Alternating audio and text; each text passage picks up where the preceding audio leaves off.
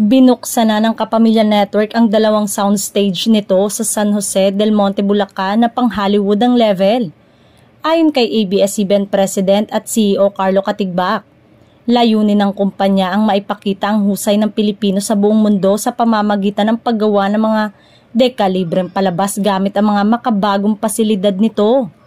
Naniniwala naman si ABS-CBN Chairman Mark Lopez na kayang makipagsabayan ng bansa natin sa ibang mga bansa.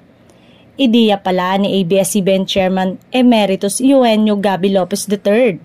Simula 2019, magagamit na pala ng Kapamilya Network ang soundstage na nasa loob ng isang 7.7 hectare na IT park kung saan meron ding mga itinayong opisina, dressing room at meeting room, rehearsal studio at iba pang pasilidad na kailangan sa produksyon. Patuwang ng ABS-CBN sa pagtatayo ng high-tech na soundstage o studios na may laking tig 1,500 square meters ang Manhattan Beach Studio na kumpanya sa Los Angeles, USA.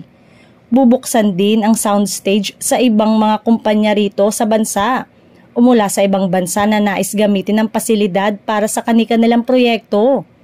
Dahil sa paglipat sa nasabing soundstages, mas lalo umanong umakyat ang presyo ng real estate sa nasabing lugar.